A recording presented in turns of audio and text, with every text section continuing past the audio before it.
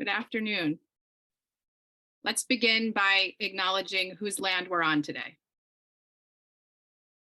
We recognize that this land is the ancestral and current home of Algonquin-speaking peoples who lived in villages along rivers where they grew corn, beans, and squash, fished, and hunted. Their presence is imbued in the land and waters surrounding us. Together, may we acknowledge our shared past and continue to nurture our relationship with our Indigenous neighbors and the shared responsibilities to their homelands where we all reside today. We recognize also that this land was a site of enslavement. People of African descent were enslaved, working on tobacco farms around the Chesapeake Bay, building ships, laying track for the railroads. We remember that these lands were also where Harriet Tubman conducted her work, bringing people to freedom.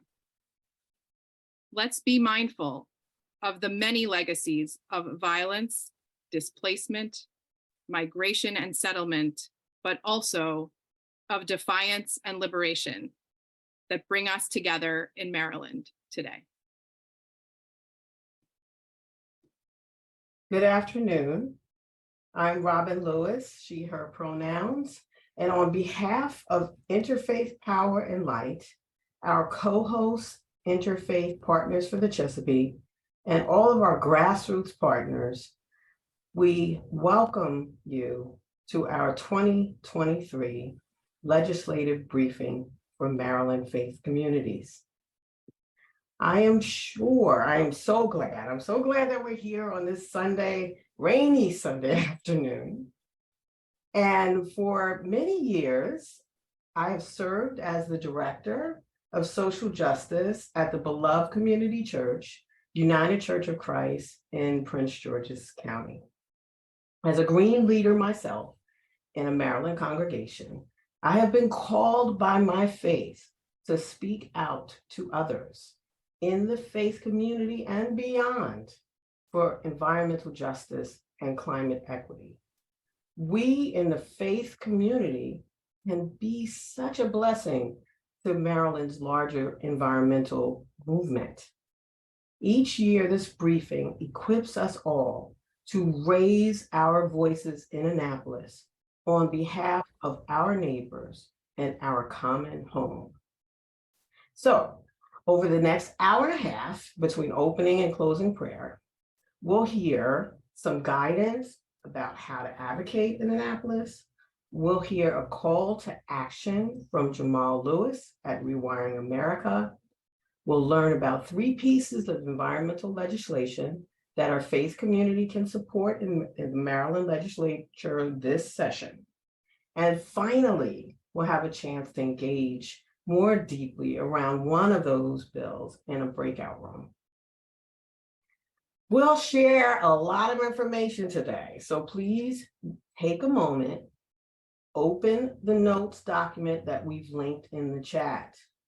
You will find most of the details mentioned today, including speaker contact information and other links to fact sheets, resources, and the like, right there in that notes document. Just double click on it and it should pop right open. So it is time to move to the next theme. Thank you. Hi again. I'm Joelle Novi, she, her pronouns, and I work with Robin at Interfaith Power and Light. We open today with a song for Tu B'Shvat, a Jewish ecological holiday, which will begin at sundown a week from today. For 2,000 years or so, Tu B'Shvat coincided with the blossoming of the almond trees in the Middle East. But now climate change is moving first blossoming times up by several weeks all over the Northern Hemisphere, unmooring Tu B'Shvat from the natural cycle to which it used to be tied. But for the Jewish communities like mine and like some of those on the call today who celebrate Tu B'Shvat here in Maryland, the holiday comes in midwinter, long before first blossoms, and it directs our attention to what happens underground in the cold and dark that makes growth possible in spring. The poet Marge Piercy writes that more than half the tree is spread out in the soil under your feet. When our faith communities show up and raise our voices during the Maryland legislative session, that is a visible blossoming and fruiting of the organizing that we have all been doing out of sight, underground, all year long. Our faithful advocacy grows out of the slow, patient work of rooting into our sacred traditions, aligning our lives more and more with our values, and building community to undertake the journey together. And that is why I am so excited to celebrate over a dozen grassroots groups representing 5 faith traditions, 5 denominations, youth and elders, 2 regions of Maryland. These are our Maryland Religious Environmental Movement, and we are half the tree beneath our feet. I want to give each of them a shout out, and I hope some of you will hear at least one group that that's connected you to this work over the last year.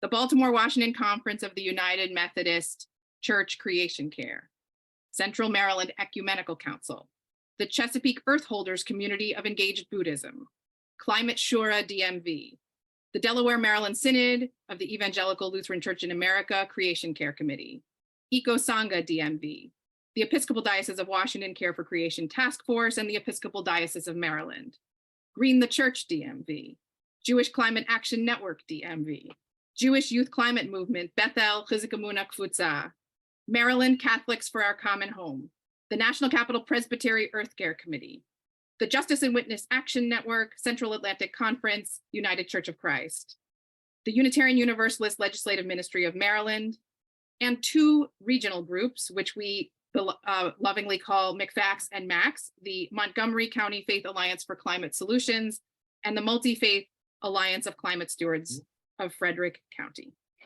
Thank you for helping to gather us today and for the blossoms your work will make possible this spring. I am going to hand it off to Amar Hanif from Makkah Learning Center to share an opening reflection.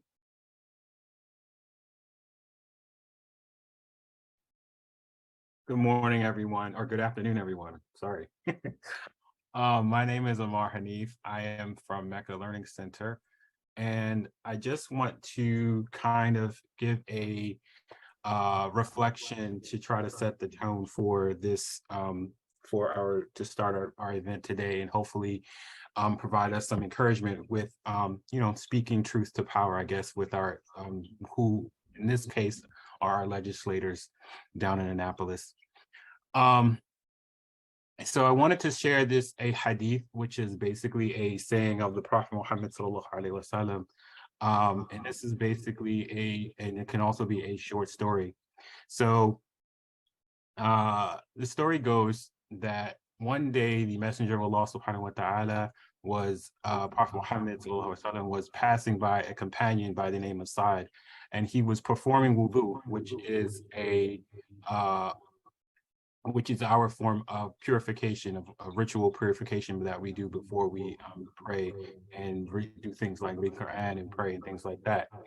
And he was praying, and he was making wudu, preparing himself for prayer. And the Prophet Muhammad sallallahu alaihi wasallam said, "Ma hada sawafun ya Sa'd." Basically, sarafu means extravagance. So he said, "What is this extravagance, ya Sa'd?" And Sa'ad looked at him and said, "Can there be extravagance? Can there be the sawafu in this, in wudu?" And he said, "Yes." The Prophet Muhammad said, "Yes, even if you are on the banks of a flowing, running river." So this short hadith basically teaches us 2 things, or many things, but 2 things that I want to point out to here for the purpose of our, to set up our event, is that 1, even if we are doing something ritualistic, there can always be extravagance. So that basically teaches us that to be mindful of what resources that we are using, right? So as we are going through the legislation, our legislative legislations, and we're talking to our legislators, we can also remind them that, hey, we need to be able to preserve our resources. And then the second thing that it teaches us is that to speak out against that extravagance. If we see, things that are harming the environment, ultimately harming ourselves, then we need to say something about it. So basically speaking that truth to power. So with that being said, I would like to call upon, we believe in Islam that God has many, many, many names and attributes, and he has presented us to us in the Quran that there are 99 of them. We believe that there are more, but we basically told us that, there are 99. So I wanted to use some of his names to try to call upon God to give us encouragement to do what we need to do this legislative session. So I want to call upon God by the name of Al-Haq, which is basically absolute truth, to give us the ability to speak truth to power. And also that we're going to call upon him as Al-Mu'id, which is the restorer and the guide, Al-Hadid. Al-Hadi, to give us the ability to help restore and guide us through, restore the environment and guide us through this, our talk and presentations today. And with that, I'll turn it over to the next speaker. Thanks so much, Omar, for that really thoughtful reflection. Hi, everyone. My name is Jonathan Laycock-Knisley. I'm IPLDMV's Director of Faithful Advocacy. And I just wanted to take a couple minutes to remind all of us that it is totally okay for folks in nonprofit organizations like our congregations to speak out on issues that we care about. And in fact, every major advance in environmental policy in Maryland over the last few decades has been achieved with vocal participation by religious communities speaking out to their elected officials. So we're sharing some guidelines in the resource document to support your congregations in participating in advocacy. And we want you to feel confident that speaking out for your values is not just something you're allowed to do, but actually encouraged to share with legislators. A couple notes on what exactly that's looking like right now and what's happening in Annapolis this year. We're starting the year with hybrid in-person and Zoom testimony in both chambers, although that could be changing later in session. But for now, if you're signing up to testify on a bill before committee, you can sign up to testify either in person or on Zoom. And one pandemic improvement that seems to be staying for good is being able to submit written testimony online. So if you're part of a green group for your denomination or your congregation, or if you just want to weigh in as an individual, you can create an account with the link in the resource document and submit written testimony for those bills online. Now, unfortunately, you're only able to sign up or submit testimony on a bill in one kind of narrow window. So from 8 a.m. to 3 p.m. on one specific day. And it's also a different day between the two chambers, just for some extra fun. So on the House side, you can sign up or submit testimony 2 business days before a bill's hearing, 2 days on the House side. And on the Senate side, it's just 1 business day before a bill's hearing. So don't miss your 7-hour window if you are submitting testimony. I also wanted to flag for everyone that the Maryland Environmental Legislative Summit is coming up in 2 days. This Tuesday night at 6 p.m., you can join us online for a gathering of legislators and speakers to learn more about other top priorities the environmental community will be addressing during this General Assembly session. And Kristen can correct me on the exact number, but I'm pretty sure we had over 500 people join last year. And I know it's always really impactful for legislators to see that number and know how much Marylanders care about these issues. So please join us at that event and let's make sure our legislators know that we're watching them. With that, I will pass it to Robin to introduce our keynote speaker. Let me unmute. Well, thank you very much. And it is now my pleasure to introduce Jamal Lewis. Jamal Lewis, who's one of my favorite people, is the Director of Policy, Partnerships, and Equitable Electrification for Rewiring America, That's a mouthful. Previously, he led the energy and climate programs at Green and Healthy Homes Initiative and worked with states and localities across the country to advance electrification, healthy housing, and energy efficiency programs and policies. He has multiple publications outlining pathways to promoting equity by retrofitting our existing housing stock to be healthy, energy efficient, all electric, and affordable. While growing up in Prince George's County, Jamal attended New Liberation AME Church in Capitol Heights and now attends Zion Church in Greenbelt. Please welcome Jamal Lewis. Thanks, Robin. I want to really thank the Interfaith Power and Light as well as Interfaith Partners for the Chesapeake for hosting this event. It's good to see so many people on and active and engaged on these various issues that impact Maryland. I was born and raised in Prince George's County, and again, attended New Liberation AME Church, was active in the faith community. My family attended church every Sunday. My dad was a steward. My mom was a steward. My dad was a trustee. So I was in church from like 9 a.m. to 2 p.m. every Sunday, sang in the youth choir, did Bible study, did the whole thing, and still do that, a lot of that to this day. My faith means a lot to me, and I think there's a lot of lessons that I've taken from being around others with similar focuses and similar perspectives on faith.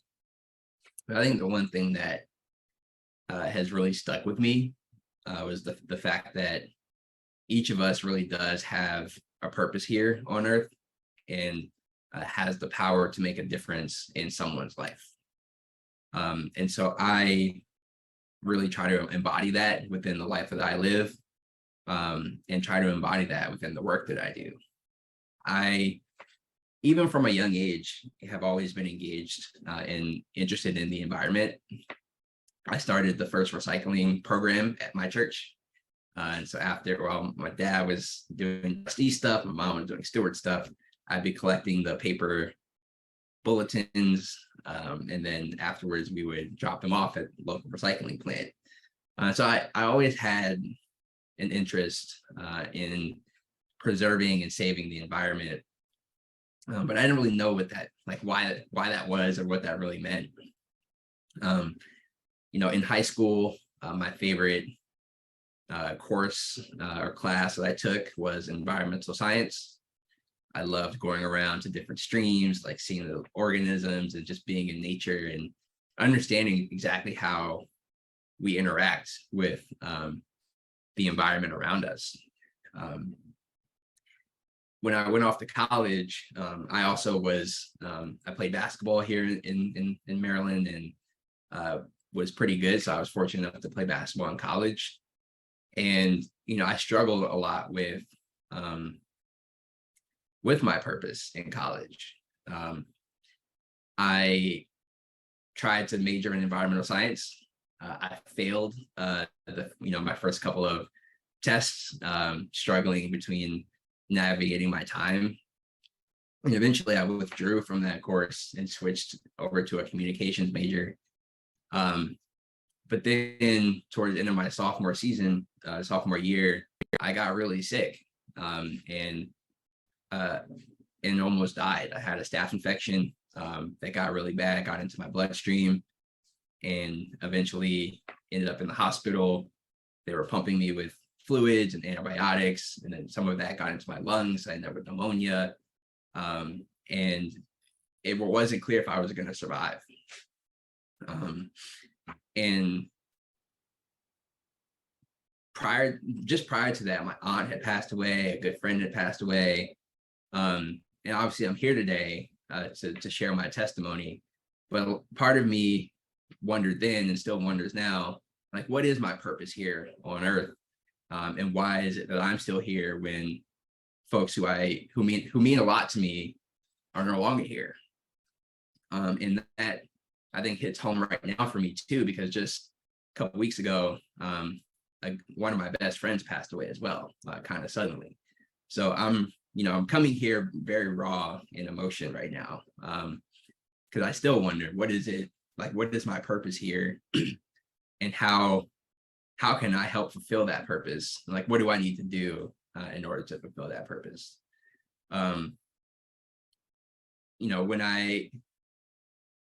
When things started to trend up for me in the hospital, I stopped, I guess, shying away from what I thought would, shying away from things that didn't bring me a lot of joy, and started to really devote time to things that did bring me joy. So sitting in the hospital bed, and then it was like April of this was 2014, and I had my parents bring my laptop, and like I switched my major from communications back to environmental science, and that was just like a very impactful moment for me, because that was me choosing, I guess, to live in the path that I think God has laid out for me.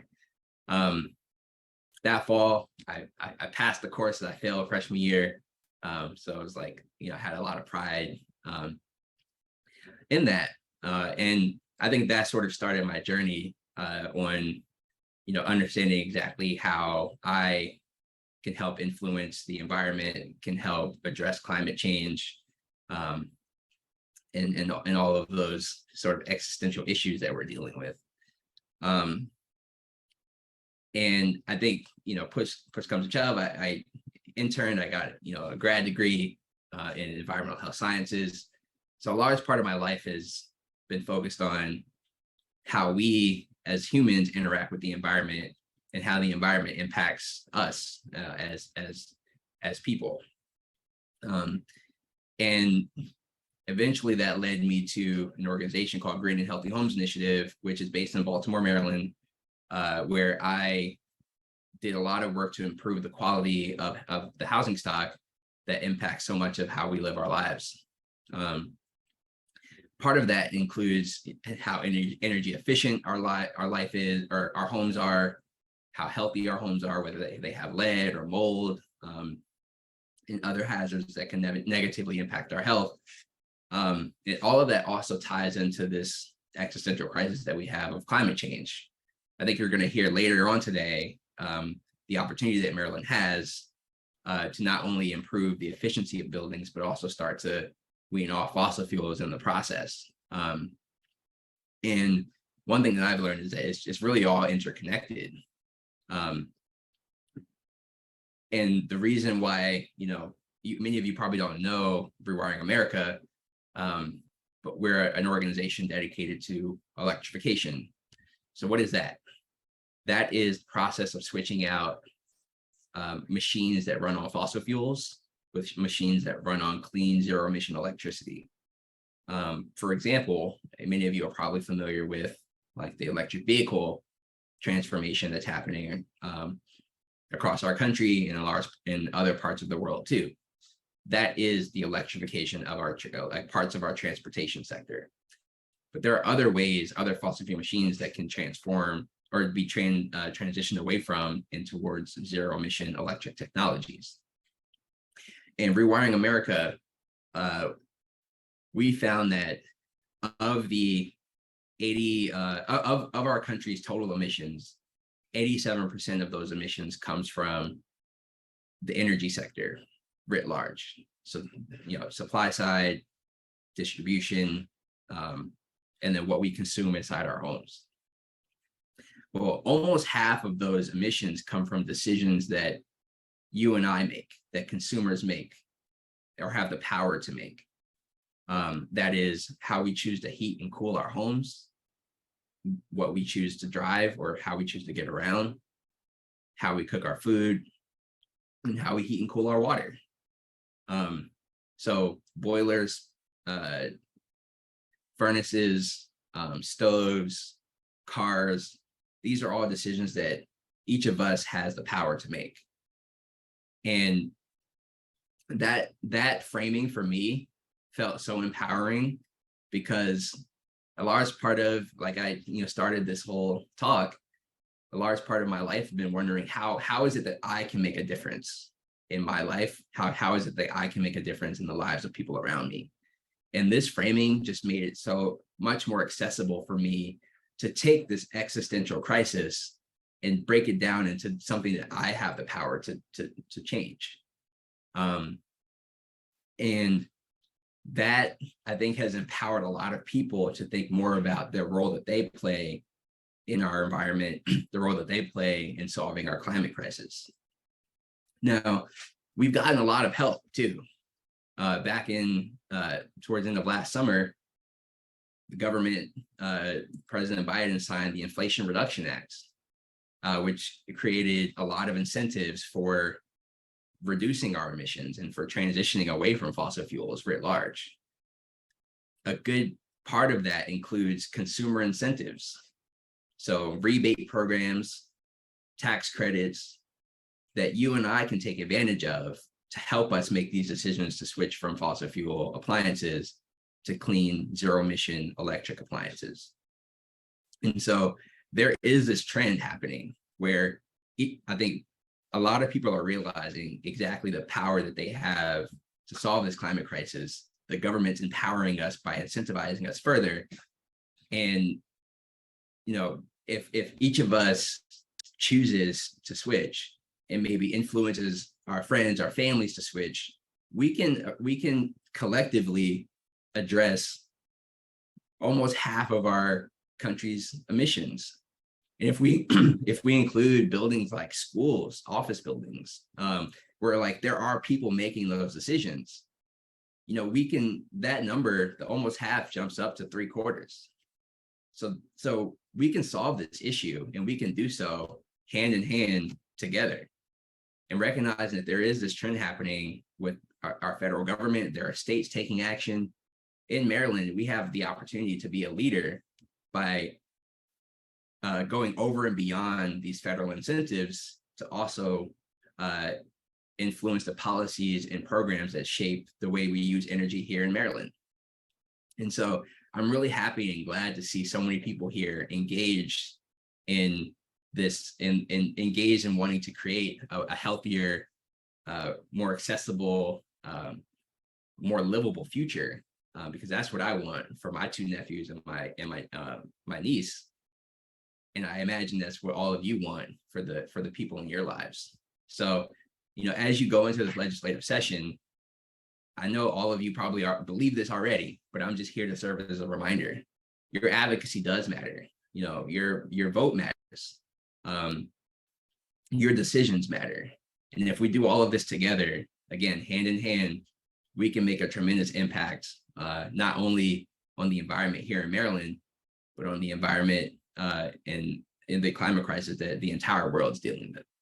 So I just want to thank you for having me, and I wish you all the best. I'll be fighting the fight too. And I'm just grateful for all of you for showing up and advocating, because I really do believe that all of our voices matter. So that's all I have, and happy to connect offline or wherever else I need to do. But thank you, Robin, for having me and for bringing me on.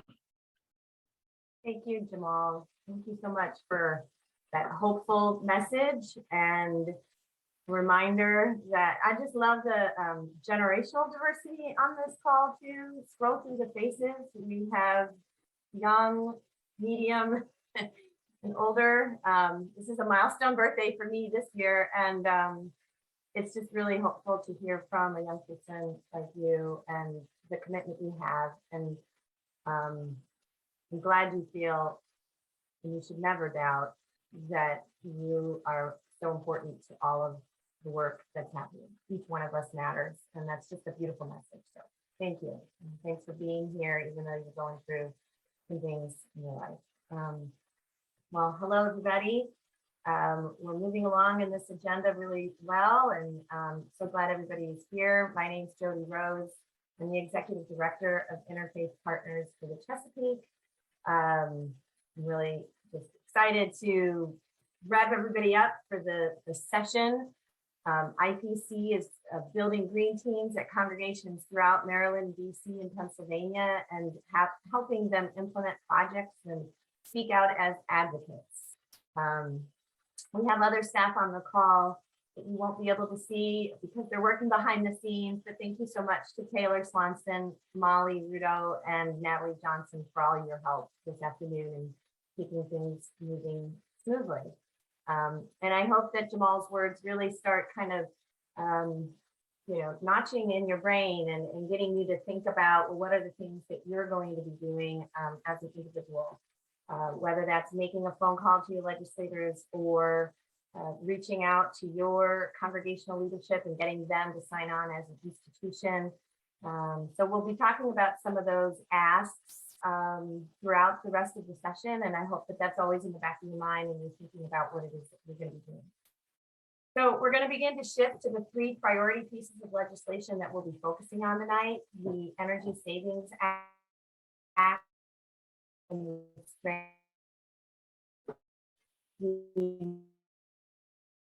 and community solar, making about 9 heading agenda, so speakers don't much. Oops, my internet is unstable. Can you still hear me?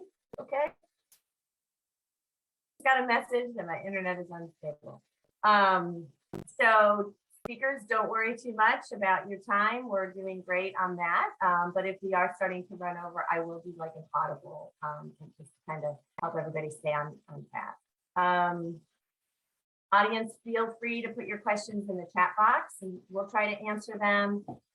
If we can't answer them, we'll kind of flag them for the speaker, and when they're done speaking, they'll try to answer them. So just be patient with that. Everything's being recorded, as you know. We'll also save the chat box and we'll distribute that with the recording later on this week to everybody that's registered. Okay.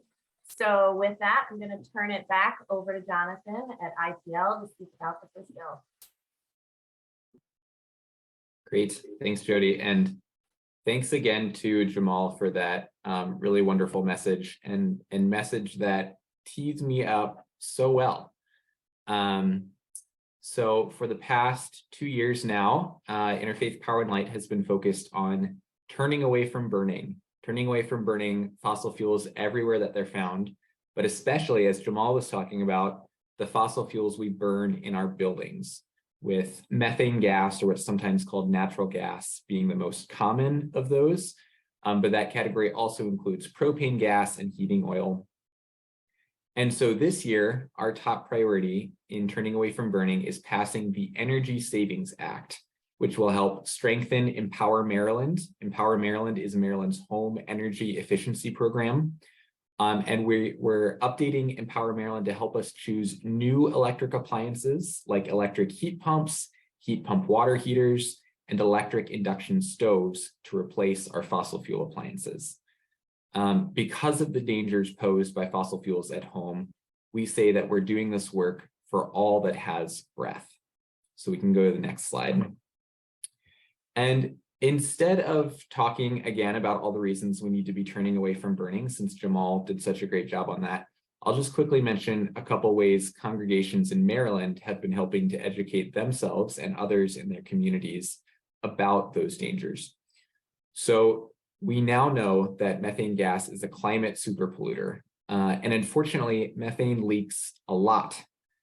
That's one of the reasons, as a side note, why even with our current less than clean electricity grid, we can make big cuts in climate pollution right away by switching to electric appliances, even as we're still waiting for the day when we'll have 100% clean electricity. But so to show how common these methane leaks are, we worked with dozens of congregations across our region to tag hundreds of gas leaks happening in the streets in their neighborhoods. We used a handheld methane leak detector, and our friend Barbara Briggs from the Friends Meeting of Washington helped congregations map out leaks in their communities. And eventually, we turned that map of all the leaks in DC specifically into a report showing just how harmful gas is as an energy source.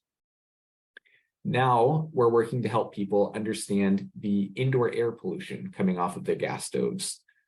We know that sadly, children growing up in a home with a gas stove are 42% more likely to develop asthma symptoms. One of those pollutants coming off of our gas stoves and harming our lungs is nitrogen oxide. So now we're working with a handheld nitrogen oxide detector, and that's what you can see in that picture there. We're inviting people to bake cookies while we measure the pollution coming off of their stoves. And we're often finding nitrogen oxide at 200 to 300% of recommended EPA limits. These are levels that would be illegal if they were outside, but there are no legal limits to indoor air pollution. Our gas appliances are also a looming affordability disaster.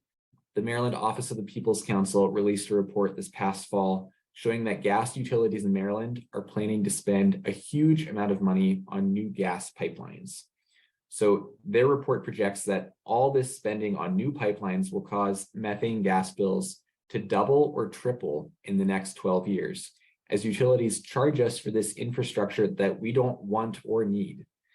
The Empower Maryland program can help all of us choose more affordable electric heat pumps, induction stoves, and heat pump water heaters, but it's especially important to make sure low-income households are getting their fair share of funding.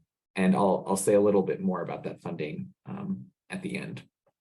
We can go to the next slide. So this brings us to the Empower Maryland program. Currently, the Empower Maryland program does really great job helping Marylanders save on their utility bills. If you've ever gotten a home energy audit or weatherization work where you got money back from the state, so if someone came and checked how your home is using energy and then helped you put a sweater on, as we sometimes say, get some more insulation in there, you may have interacted with Empower without even realizing it. It's not always called Empower when you access it.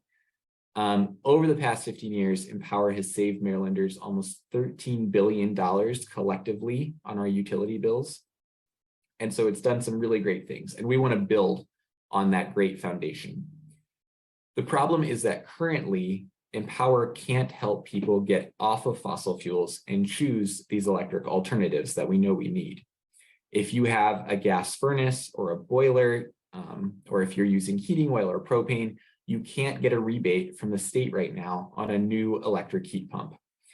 And actually, Empower is continuing to give out rebates for new gas appliances, making this problem even worse. So our bill is going to change that. For all that has breath, we're going to make Empower a champion of all electric buildings. We can go to the next slide. So the Energy Savings Act, what our bill does. Number one, this bill will set a goal for cutting climate pollution through the Empower program. This is something that the Public Service Commission, the governmental agency that oversees the Empower program, has requested.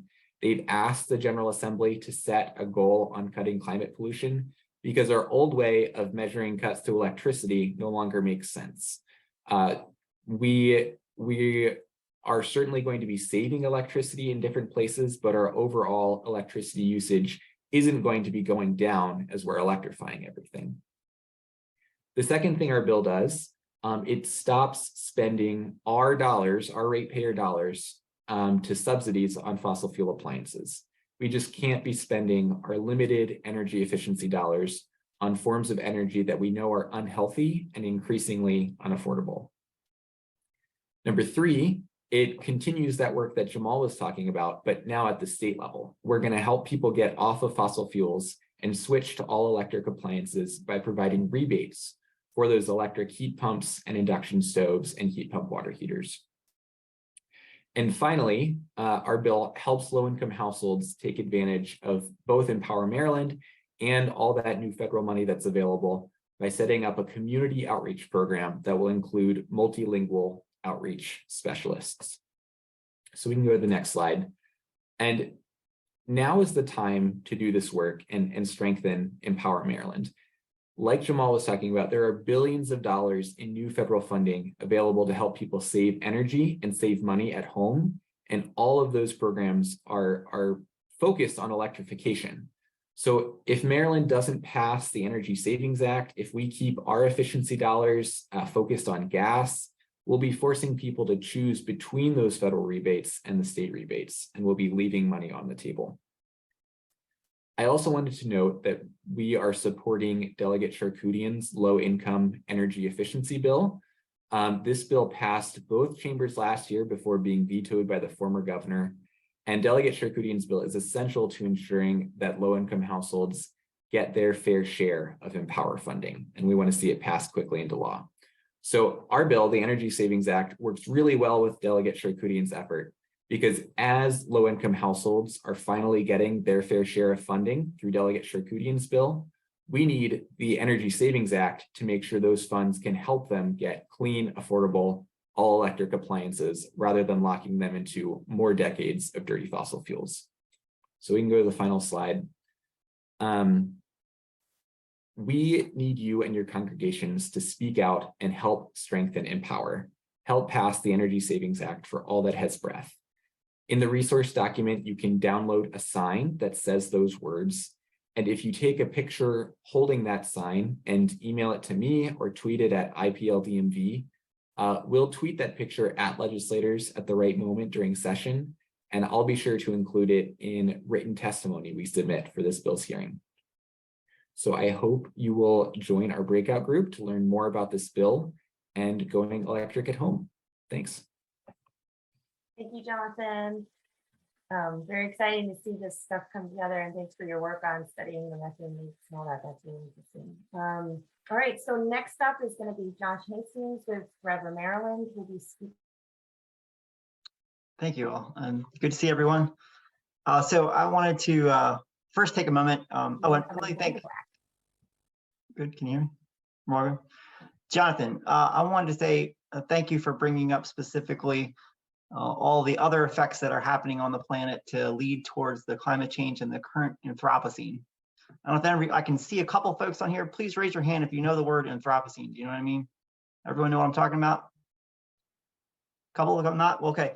This is the Anthropocene is, I think, the current definition that I know it is basically this is a geological age in which a period in which human activity has been the dominant influence on the planet, its climate, and the environment. So basically, we are in the 6th major mass extinction on this planet.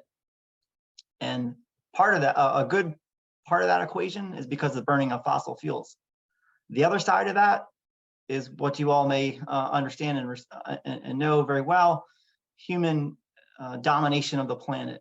We are taking over far too much of this planet, more than what we what it takes for us to then regenerate the resources we need. So what that has led to? We've seen in the last decade, especially, really immense colony collapse of all sorts of bees, wasps, other kinds of pollinators. We've seen, there was a report came out a couple of years ago, just in North America alone, 2.9 billion fewer birds since 1970. We've seen immense invasive species taking over all sorts of areas of our, I can look out my window here and see invasive species in my neighbor's yard that are choking out the natural habitat that are here. And it's not just on land. Human domination of this planet is actually affecting, even as you may know, the water and so much more. So there has been this larger effort to try to protect 50% of the planet, and that's what this work is about. And while I'm on the water part of it, I've seen also some really scary things recently when looking at phytoplankton and the species that we've lost there. In a couple of different, there's been localized studies across the globe, but in some smaller studies, we've seen about 45%, up to 45% of local species of phytoplankton disappearing. And this is a problem because about 70% of the air we breathe comes from phytoplankton. So what I'm getting at, not to depress everyone, is that the species that are surviving are the things that are cute or the things we can shoot. So things that we like to shoot, deer, other kinds of things we like to go hunting are doing well. Things that are cute, that we've made, little caricatures of that we like, those things, panda bears, others, those numbers are on the rise. So I bring all that out to bring to your attention, and I hope it is as alarming as it sounds, to then, ask the question is, how do we stop that? What's the answer to that? About a month ago, 190 countries approved sweeping UN agreement to protect 30% of the Earth's land and oceans by 2030, and a slew of other measures to protect biodiversity loss. We are really in a tough spot when it comes to the species loss. We depend on this for our own species. So what is the answer? Well, you've heard part of that is obviously we need to, what's the phrase, Jonathan, there? Turning away from burning, right? I love it. Well, the other part of that we need to do is actually, the other answer there is that we as a species need to confine where we grow, how we grow, and where we grow. So conservation, land conservation is what many of us feel that's the answer. That's what has now become the global answer. If we can preserve, maybe we can't make it to 50% of the planet, but if we can at least try to aim for 30% of the planet, that'll have a great impact on making sure that we don't lose the precious world that we are living in.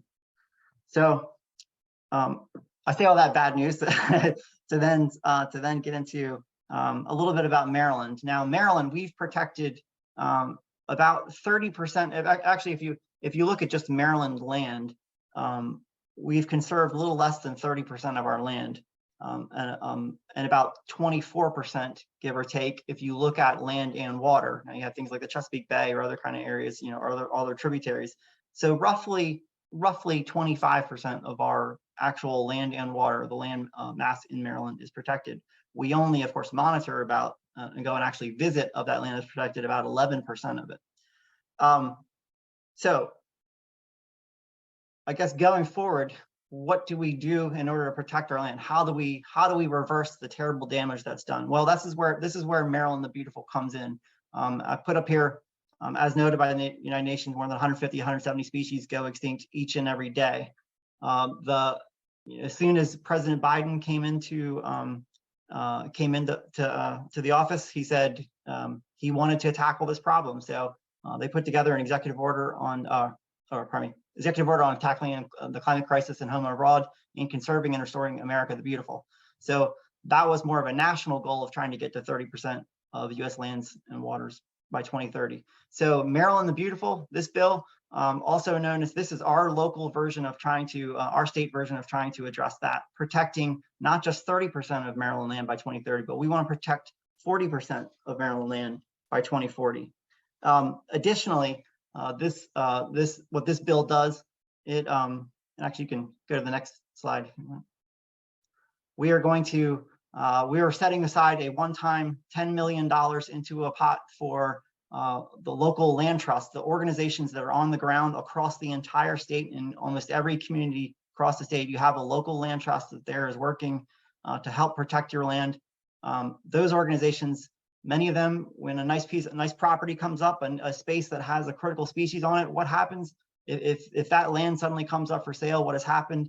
And I say this having spent the last decade, more than a decade working in the land trust community. A lot of those lands are immediately a developer pops in and picks up the land before it can be preserved. So what we want to do is be able to put 10 million in a revolving loan fund for a rapid response program where we could quickly, the nonprofit could quickly get the money to then put an easement on the land and then turn it around. And by the way, there's many different definitions of protected or conserved. We focus on permanent protection in Maryland. That's where we're going, is making sure that it is never, ever turned into, never developed ever again. Also inside this bill, we're also putting about $235,000 that's what we currently figured out that we would need in order to strengthen, to actually get to the, it's one thing to be able to say that we want to protect 40%, permanently preserve 40% of Maryland land by 2040. It's another to be able to actually make that happen. So we are setting aside, using a current program, the Keep Maryland Beautiful program. That is a current program that we have.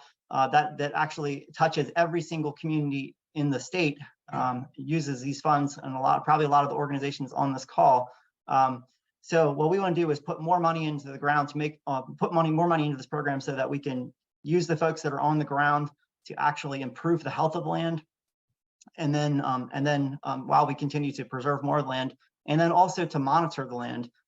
There's a lot of land that has been preserved that is facing immense invasive species or the effects of climate change. So what we want to do is make sure that the folks that are on the ground doing the actual work of conservation, that they can go and make sure that the land is healthy too, and so that native species especially, continue to thrive.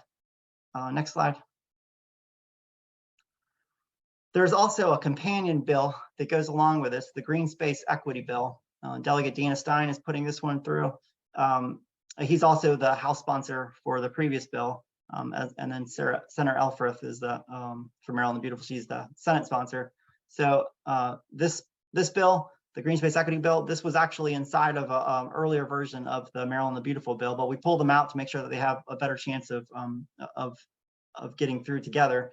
So this would be, we are intentionally targeting overburdened and underserved communities, which we do now have definitions for those, for what that actually means. But these will be urban spaces that are largely urban spaces that are overburdened and underserved, that we will then have basically a 50% of the money has to go towards land acquisition or more if there's more money left over. And then the other 50% of the land, of the money can then go towards fixing up the land, from installing pollinator gardens to urban agriculture, to reducing invasive species, to fixing up streams, whatever it is, to try and put more money into targeted urban spaces that, and we call this, so we say the urban, the Green Space Equity Bill. There's a lot of areas obviously that have faced chemical inundation and other kind of areas that they really need extra attention. And it's great that we are protecting our rural areas and making sure that we have a future of agriculture and local food in the state. We also need to make sure that the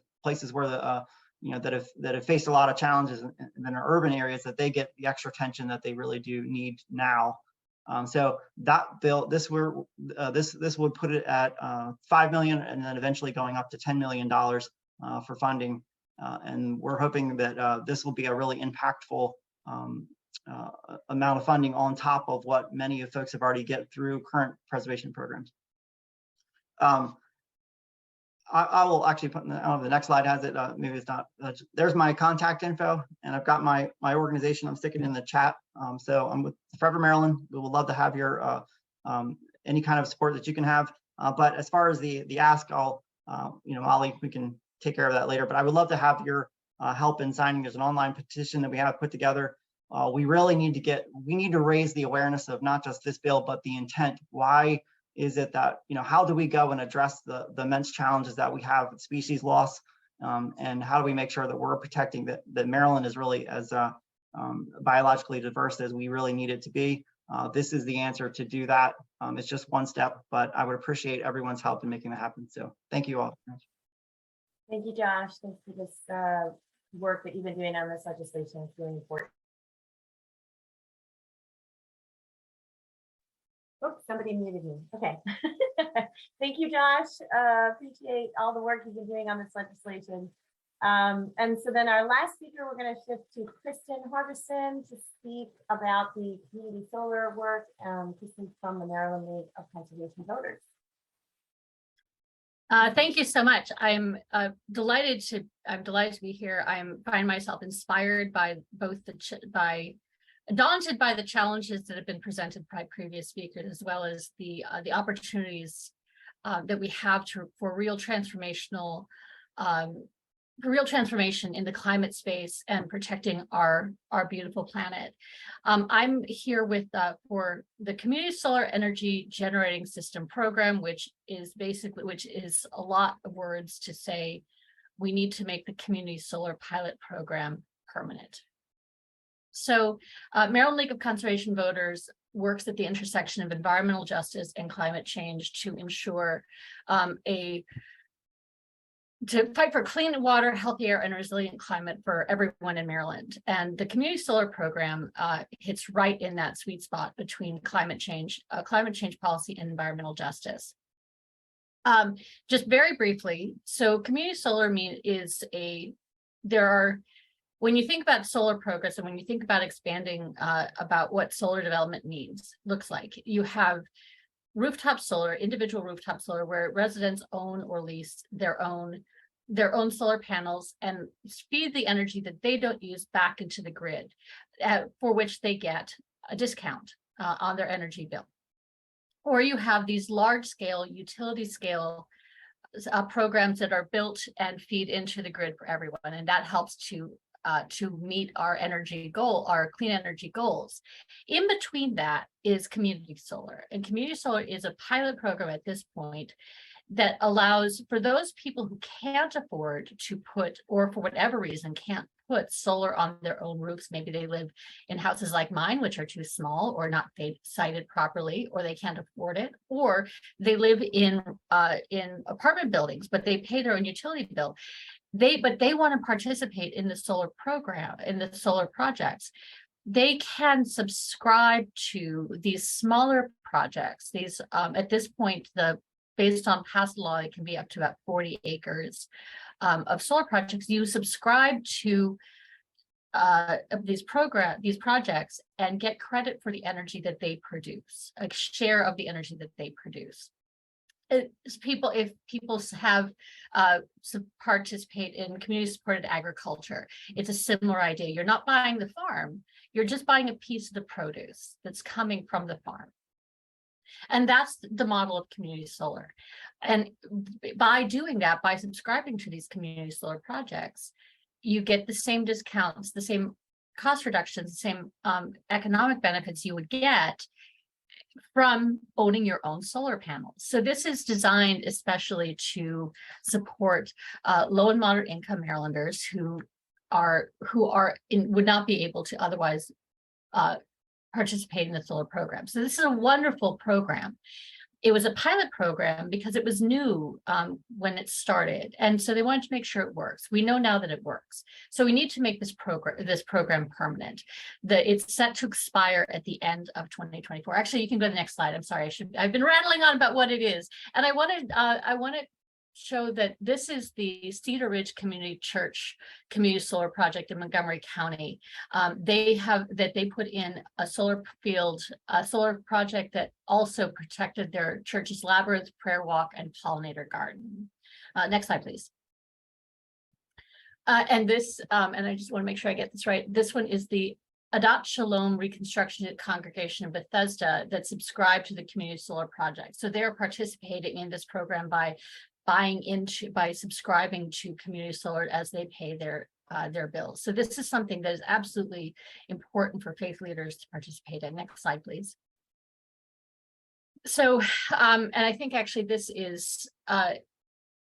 slide outlines what I've already said, but one of the things that's important is that we want this program to align with the principles of Justice 40 and make sure that at least 40% of the energy created by every community solar project is reserved for low and moderate income households or those in census tracts that are recognized as overburdened and underserved. So helping to make sure that the people who need it most are able to benefit the most from these programs. Next slide, please. One of the really important pieces of this program, of the bill that we're working to pass this year, is to make sure that we have what's called consolidated billing. Currently, if you subscribe to community solar project, you get one bill for the creation of the electrons, and that bill is tied directly to a bank account or credit card. And it's a direct draw. And then you get your bill for the delivery of the electrons from, say, BGE or PEPCO or whoever utility provider is. That provides, and that causes a couple of problems, one of which is that for people who don't have bank accounts or credit cards, they're not able to participate in or subscribe to the community solar projects.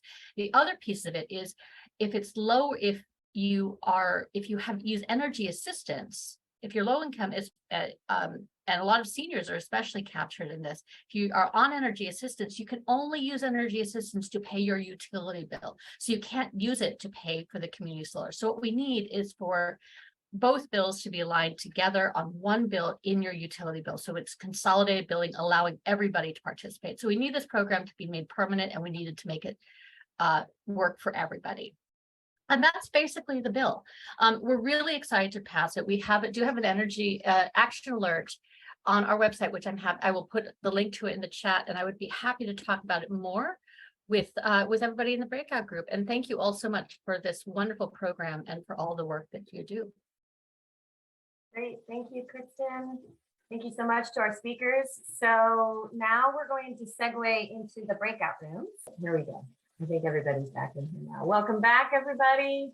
Thank you so much. Hope that was a helpful time. I know that there's always questions at the end. If the main speakers could put their emails and phone numbers in the chat box, but also it is on the resource document that Molly's been sharing. That's kind of your go-to document throughout the session. We will keep that updated. All of the bills have not been assigned bill numbers yet, for example.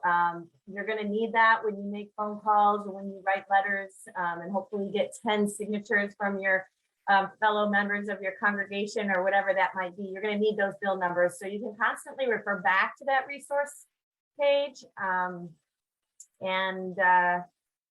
be able to access updated information. Taylor, can you spotlight Brenda and me together, please?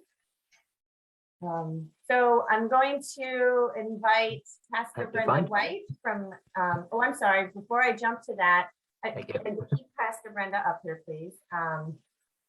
But just kind of wanting to remind everybody that, we heard from Jamal a call to action, and, how are we going to do that? So I wanted to open it up in the chat box. If you've thought of something that you're going to be doing or have already done, I've been getting some emails. I know some people are signing that petition that Josh mentioned. Please put in the chat box the actions that you're going to be taking or think about taking, and let's read some of those. And maybe Joelle, you can join in the spotlight as well, Taylor. And let's lift up some of those comments.